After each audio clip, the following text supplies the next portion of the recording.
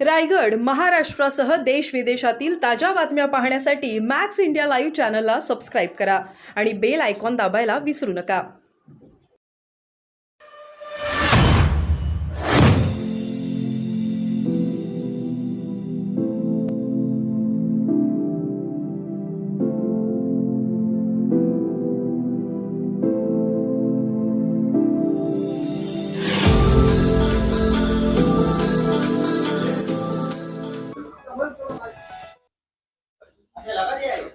Sir तैयार है sir.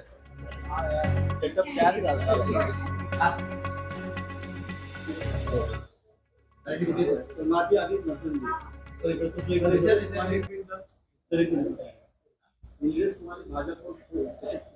कोणी इंद्रेश कुमार आरएसएस के लीडर हैं इंद्रेश कुमार.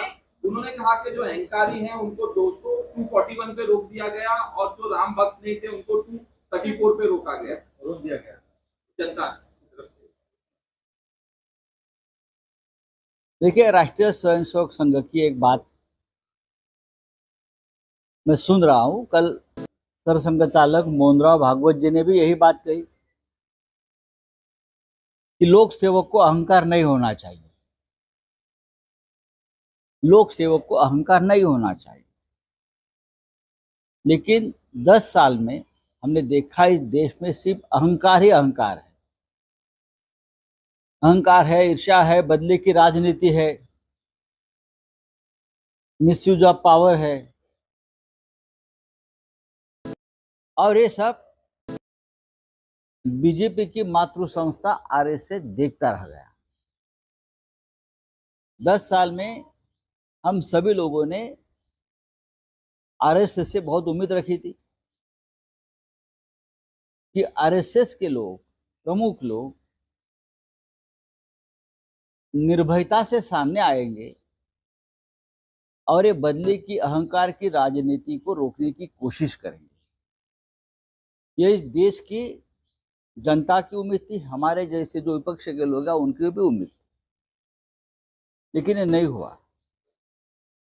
जब आपातकाल आया था 1975 में इंदिरा जी ने, तो बाला साहेब देवरस आरएसएस के सरसंघ चालक थे और सरसंघ चालक ने उस तानाशाही को उस वक्त विरोध किया था और उनको जेल में डाला गया था.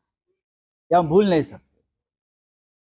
इस देश के लोकतंत्र बचाने में आरएसएस के कुछ नेताओं का हमेशा योगदान रहा है. वो जेल भी गए, लेकिन 10 साल में हमने बहुत विपरीत देखा. जरूर अहंकार को अगर किसी ने रोका है, वो जनता ने रोका है. अहंकार की राजनीति को जनता ने रोका है. हमें यह अपेक्षा है आरएसएस से, आने वाले दिनों में आपका यही रुख रहेगा और जो सत्ता पर बैठा है अहंकार की शिरोमणि, आप उनको जल्दी ही उस सत्ता से दूर करने की कोशिश करेंगे.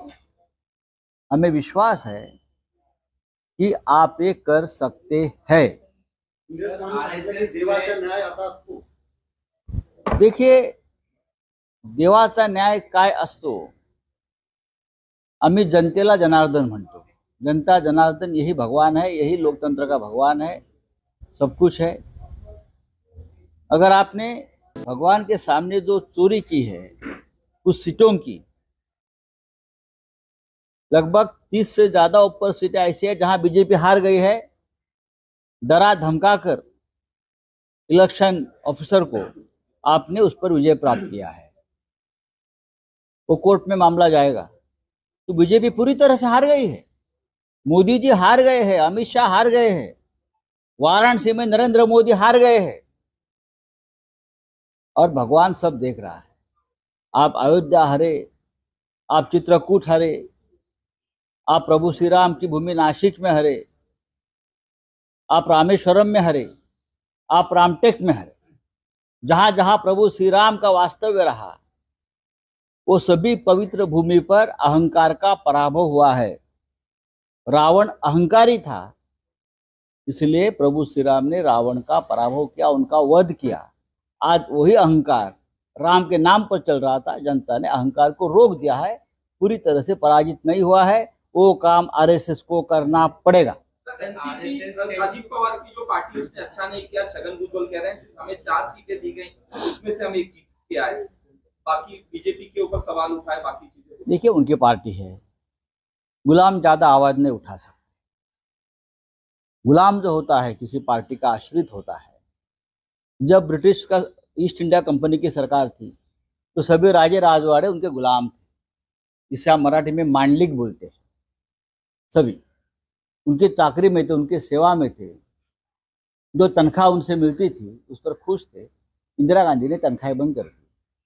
अब ईस्ट इंडिया कंपनी गुजरात तो है, अब उसके जो आश्रित राजा है सब, चाहे एकनाथ शिंदे हो, चाहे अजित पवार हो, चाहे और कोई हो, वो अभी कहाँ से आवाज उठाएंगे? वो तो आश्रित है। ये तो ईडी सीबीआई की फाइलें आपकी खुल जाएगी, आप चुप बैठिए। बीएचपी ने भी अब आरएसएस की तरह नाराजगी दिखाई है इस पर, ये कहते हुए कि 10 करोड़ रुपए वक्फ बोर्ड को देने का जो फैसला लिया है सरकार ने, अगर वो पीछे नहीं देती है तो हम तीव्र आंदोलन करेंगे। कर लीजिए, आपको किसने रोका है? आपको किसने रोका है? ये आपकी सरकार है, अपनी सरकार लाई है। तो गवर्नमेंट ने रीअपॉइंट किया है अजीत डोवाल को और के मिश्रा को, जो प्रिंसिपल सेक्रेटरी हैं, इन दोनों को वापस से रीअपॉइंट किया ये है। प्रधानमंत्री का अधिकार होता है। ये कोई राजनीतिक उसका ऊपर में टिप्पणी नहीं करूंगा। ये प्रधानमंत्री का अधिकार होता है और प्रधानमंत्री अपॉइंटमेंट करते हैं।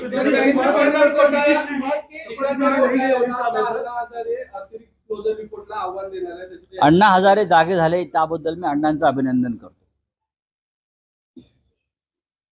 राळेगण सिद्धीमध्ये हालचाल सुरू झाली आणि ती अजित पवारांच्याच बाबतीत सुरू झाली, याबद्दल मी अण्णा हल्ले, अण्णा बोलले, अण्णाने पत्र लिहिलं, याबद्दल मी अण्णांचं आभार मानतो, अभिनंदन करतो। पण या महाराष्ट्रामध्ये फक्त शिखर बँक घोटाळा झालेला नाही, गेल्या 10 वर्षामध्ये या